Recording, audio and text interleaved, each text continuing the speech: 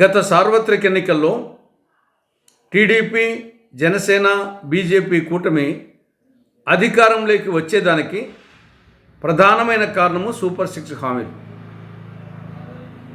ప్రజలు నమ్మారు, ఓట్లు వేశారు.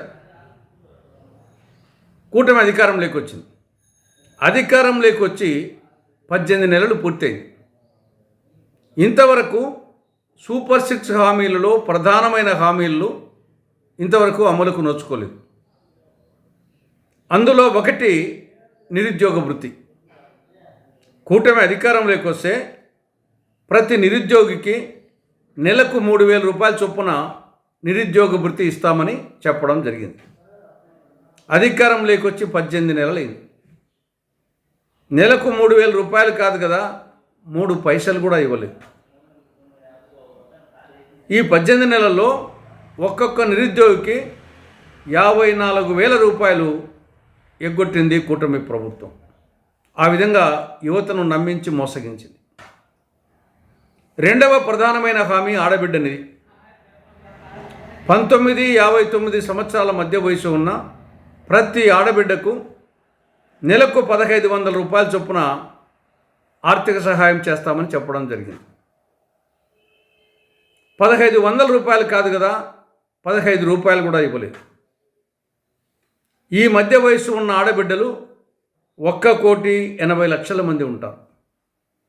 ఈ 18 నెలల్లో ఒక్కొక్కరికి 27,000 రూపాయల చొప్పున ఎగ్గొట్టడం జరిగింది.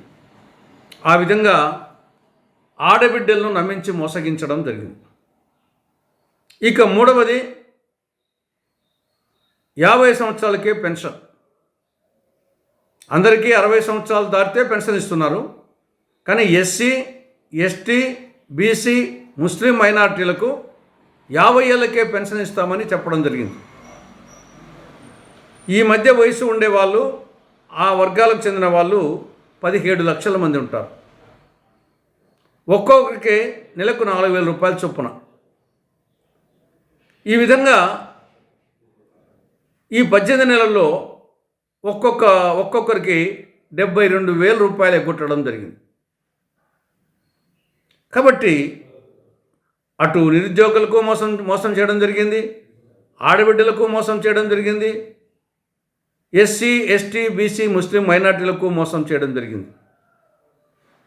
ఏరు దాటినంత వరకు ఓడమల్లన్నా, ఏరు దాటినాక బోడిమల్లన్నా అన్న విధంగా తయారైంది కూటమి ప్రభుత్వం.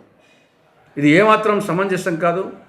కనీసము ఈ నూతన సంవత్సరంలోనైనా 2026వ సంవత్సరంలోనైనా ఈ సూపర్ 6 హామీల్లో ప్రధానమైన హామీలైన నిరుద్యోగ భృతిని, ఆడబిడ్డ నిధిని, 50 ఏళ్ళకే పెన్షన్, ఈ 3 హామీలను కూటమి ప్రభుత్వం అమలు చేయాలని కాంగ్రెస్ పార్టీ డిమాండ్ చేస్తూ ఉంది.